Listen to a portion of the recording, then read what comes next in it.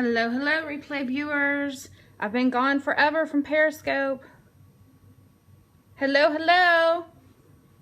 Wow, I'm surprised anyone even is joining. It's been forever. I'm gonna go ahead and turn this around and get started because this is gonna be super quick. I'm making myself get my mojo back, whether I want to or not. Hello, I am Andrea Reynolds, and I am a classroom teacher turned social studies consultant. And I am passionate about making history hip, and I help classroom teachers do that, and am now offering consulting services for homeschool families. And I also create digital resources.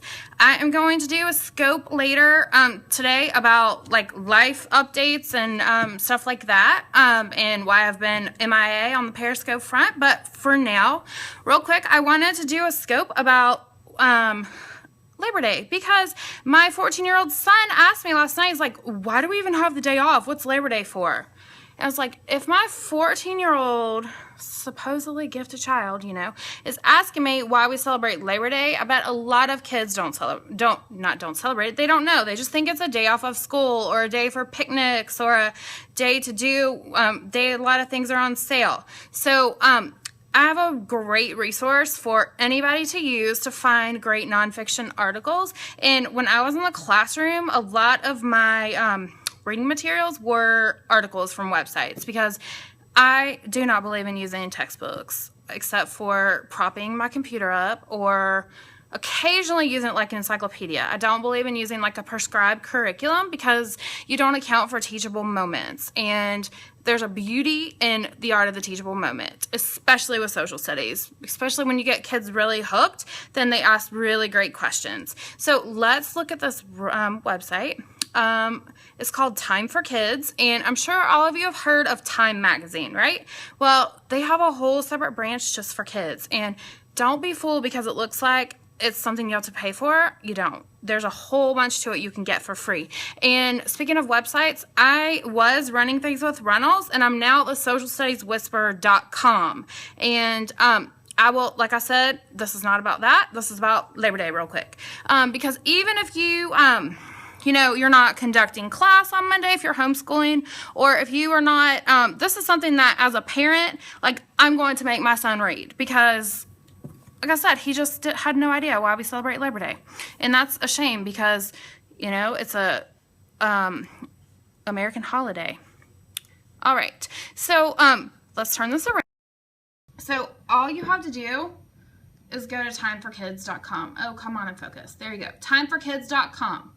And this is perfect for like any age.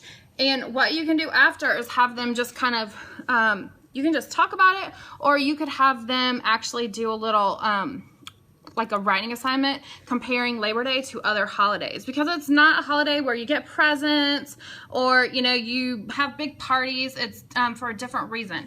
And on here, I mean, I remember this article because I used it before, but you can just Google Time for Kids Labor Day, or on here, just type in Labor Day. And, let's see if I can find my article. I found it on Google last night. That was easier, but I was trying to show you how you could find it. Oh, holidays and celebrations. See, you get this whole tab. This is the kind of stuff they have. They have stuff for pretty much elementary age, and then they have like interviews that kids have written, which is really cool. And then for teachers, of course, that could be for parents too, homeschooling. But go to holidays and celebrations. That's some really great stuff about Hispanic Heritage Month too, which is coming up soon. Okay, and of course, like, I had this link saved last night and couldn't find it. I posted it in, I have a social studies Facebook group.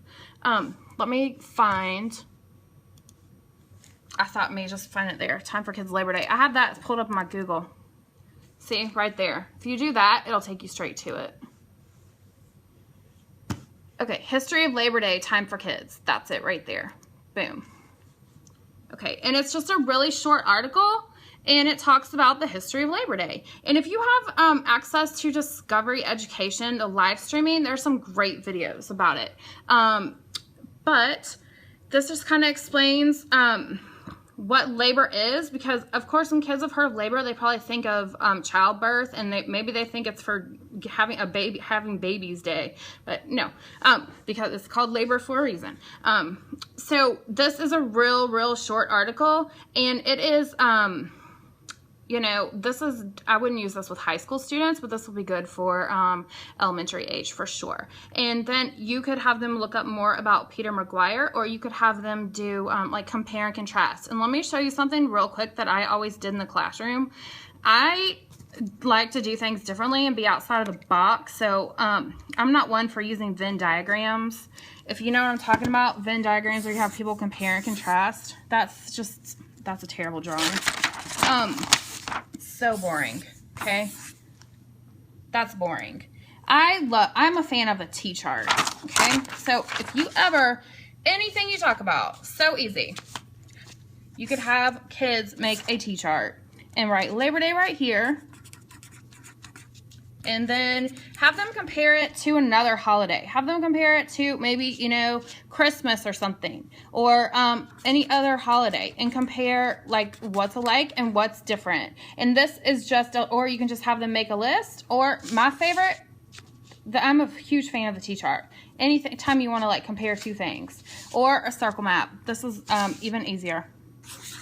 You can have them write down things in a circle map, and I can't draw, so they would write Labor Day right here, because if they do graphic organizers just to write down information, they're actually like for pre-writing, but a lot of kids, if you fool them into just letting them write phrases in short, real short words, then they don't know that they're writing. So they just you write all your details right here. Anything about Labor Day, like when is it? It's always, you know, it's not like Veterans Day, where it's always November 11th, it's the first Monday of September, and why that is. So you write down details, blah, blah, blah. And then, so your details go all around here. So that's a really easy graphic organizer they could do after they read the article. Or you could have them draw a picture, or, you know, the possibilities are endless for what they could do with the article. And it's really easy to print from this website too. Just go to print, and then when you go to print, you can either save it as a PDF, and that's usually what I do. See, it's perfect for print. And the good thing about this website is there are no weird ads. It's nonfiction, so you're not gonna have to worry about anything inappropriate showing up on Time for Kids, right? I would hope not. So let me show you a little bit more about the website. Now, of course, they do have a magazine, but I've never subscribed to that. I'm thinking it would be a great resource, but I just have never paid to use it. And what I really like are these interviews that kids have done. And look, there's one about the Olympics, and it's really neat to see kids writing and you know, their take on things. And they cover current events in an appropriate way, okay? Not a scary way.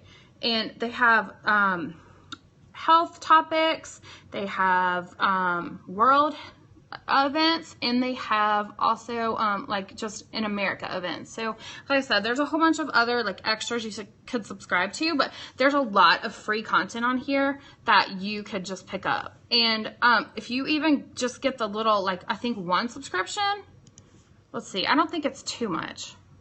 If you order just like one, if you order, I don't know if you can order just like one or two of the magazines. I don't know, but you could order, if you're a classroom teacher, you could order that if you wanted to. Of course, homeschool, oh, they do have a homeschool. Look, they have a homeschool component too, where you could order this. And of course, kids are going to be way more likely to want to read graphic novels and captivating magazines like this than they are just a boring textbook. So this would definitely be something to look into. $30, that's it? That's awesome. Okay, I might order that. No, I won't. I have a whole garage full of books and stuff.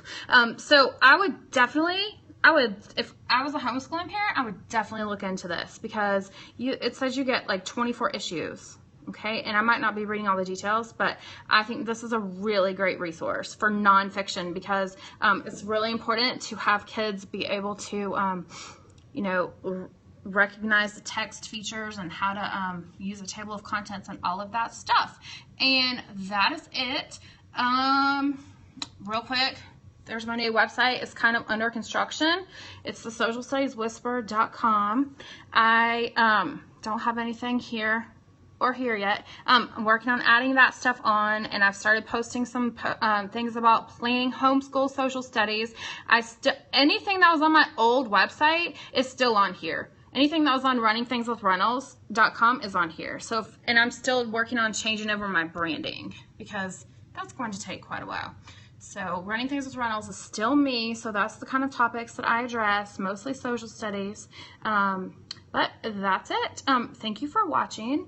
And let me put it back on my little graphic. If you have any questions about Time for Kids or other places to find resources for Labor Day, please feel free to tweet me or contact me on my website. I am the Social Studies Whisperer on Facebook, but I am still Reynolds in the Twitterverse. Okay. Thank you for watching, and hope you have a great. Let me take off this little light. Have a great holiday weekend, and at least take a few minutes to think about the reason why that is a day off of work, day off of school. Thanks for watching. Bye-bye.